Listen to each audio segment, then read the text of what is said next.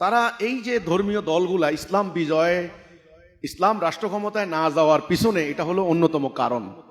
একদল আরেক দলকে মুরতাদ, শয়তান, ফাসেক, ইহুদি দালাল এগুলা করে তারা কোনোদিন রাষ্ট্রীয় ক্ষমতায় যেতে পারবে না।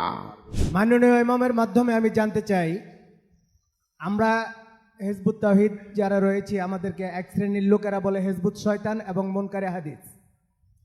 এছাড়াও আমার এক প্রিয় আলেম, আমার এলাকার সবচেয়ে জনপ্রিয় আলেম, উনি আমাকে বলেছেন যে তারা 8 দল একত্রিত হয়েছে, তারা গণতন্ত্র পর্যায়ে ক্ষমতা গিয়ে তারপর তারা 19 অনুচ্ছেদ দিয়ে তারা ইসলামিক খেলাফত প্রতিষ্ঠা করবে। এই বিষয়ে আপনার কাছে জানতে চাই। আমাকে যে প্রশ্নটা করলেন, তারা ইসলাম কায়েম করবে, কিভাবে করবে এই প্রশ্ন তাদেরকে প্রশ্ন করবেন, তারা দেখে কি উত্তর দেয়। কিন্তু আমি আজকে যে কথাটা বলবো, তারা এই যে ধর্মীয় দলগুলা ইসলাম বিজয়ে ইসলাম রাষ্ট্র ক্ষমতায় না যাওয়ার পিছনে এটা হলো অন্যতম কারণ।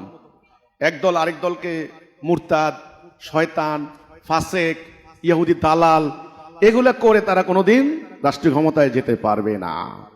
তারা এই যে যারাই করুক, যারা ফ্যাসিবাদ বিরোধী আন্দোলন করেছে, ফ্যাসিস্ট স্বৈরাচার তাড়িয়েছে, এখন জনসভায় বলে বাংলাদেশে আর স্বৈরাচারের জন্ম হবে না। আপনারা যদি ধর্মের নামে আবার স্বৈরাচার করেন, অন্যদের বাক স্বাধীনতাকে স্বীকার না করেন, অন্যদের মতামত স্বীকার না করেন, অন্যকে অফিস করতে না দেন, অন্যকে সমাবেশ করতে না দেন, অন্যকে বক্তব্য দিতে না দেন, তাহলে তো আপনারা 90 ফ্যাসিস্ট, আপনারা 90 স্বৈরাচার। জনগণ তো এটাকেই ভয় পাচ্ছে। হিজবুত তাওহীদ হিজবুত শয়তান নয়, হিজবুল্লাহ আল্লাহ দল। আমি দাবি করলে হবে না, সময় প্রমাণ করবে ইনশাআল্লাহ। আর আপনি বললেন গণতান্ত্রিক প্রক্রিয়ায় তারা 19 অনুচ্ছেদ ওই পাল্টা তারা কি করবে, রাষ্ট্র ক্ষমতায় যাবে। আমার বক্তব্য হবে তাদের প্রতি, জনগণকে অহেতুক অনর্থক উল্টাপাল্টা বুঝাইয়া কোনো লাভ নাই। আল্লাহর দেওয়া দিন প্রতিষ্ঠা করার রূপরেখা আল্লাহর রাসূল দেখাই দিছেন, এটার নাম রাসূলের সুন্নাহ। ওনারাই বলেন কোরআন ও সুন্নাহ। কোরআন ও সুন্নাহ কি? সুন্নাহ মানে দাড়ি, সুন্নাহ মানে কর্মনীতি, কর্মপদ্ধতি। কোরআনকে আল্লাহ রাসূল কোন প্রক্রিয়ায় প্রতিষ্ঠা করেছেন এটার নাম সুন্নাহ, কোরআন ও সুন্নাহ। তাহলে কোরআনকে প্রতিষ্ঠা করার জন্য রাসূলের প্রক্রিয়া কি? জিহাদ এবং কিতাল, 5 দফা কর্মসূচি। আগে জাতিকে তাওহীদের মর্ম বুঝাইতে হবে, তাওহীদের উপর ঐক্যবদ্ধ করতে হবে। যারা তাওহীদ বুঝবে এই কথার মধ্যে আসবে প্রচলিত বিদ্যমান ব্যবস্থা অসার, ব্যর্থ, তাগুত, গায়রুল্লাহ, এটা মানতে পারি না, এটা শিরিক, কুফর। আমি আল্লাহর হুকুম মানবো, আল্লাহর বিধান মানবো, এই কথাটা জনগণ বুঝতে হবে আগে, নাকি? তো জনগণকে তাওহীদের উপরে আগে ঐক্যবদ্ধ করতে হবে। এই ঐক্যবদ্ধ জনতা নয়, এরা মুমিন, এরা খালি ভোটার নয়, এটা মুমিন। এই মুমিনের নেতা হবে না একজন, মুমিনের লক্ষ্য হবে একটা, মুমিন জান মাল দিয়া দিতে হবে। হুজরাতের 15 নম্বর আয়াত। তখন এই মুমিন আপোষহীন সংগ্রাম। শিরিক, কুফর, তন্ত্র মন্ত্রের সাথে কোনো আপোষ চলবে না।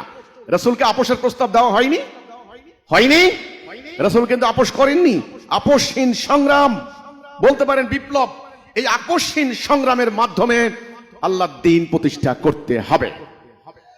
এখন ওনারা প্রচলিত রাজনৈতিক প্রক্রিয়ায় যাচ্ছেন, প্রচলিত সংবিধানের শপথ নিচ্ছেন, এর আন্ডারে নির্বাচন কমিশনের শর্ত সাপেক্ষ সব মেনে নিয়ে এই প্রক্রিয়ায় আপনারা ক্ষমতায় গিয়ে, পার্লামেন্টে গিয়ে যখন এই শপথ করবেন, এই সংবিধানের মর্যাদা রক্ষা করিব।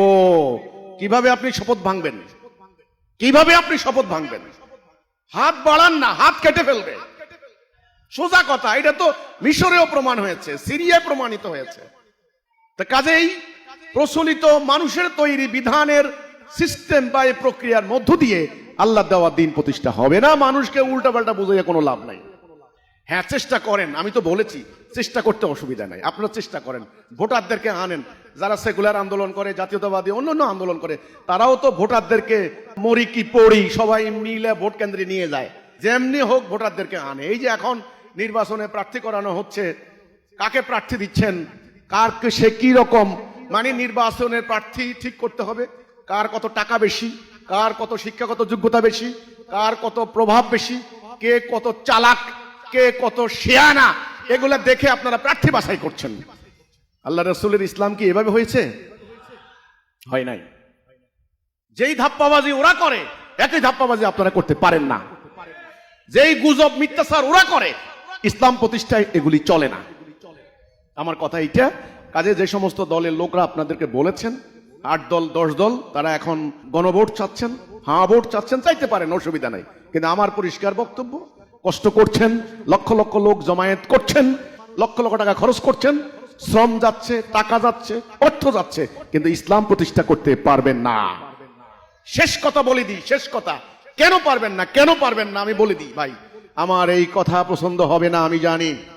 পারবেন না এই জন্য ওখানে আল্লাহর সাহায্য থাকবে না। আল্লাহ সাহায্য করবেন কাকে? মোমেনকে। মোমেনের কি লেবাস দেখেন না ভিতর দেখেন? চরিত্র দেখেন না লেবাস দেখেন? চরিত্র, চরিত্র, চরিত্র।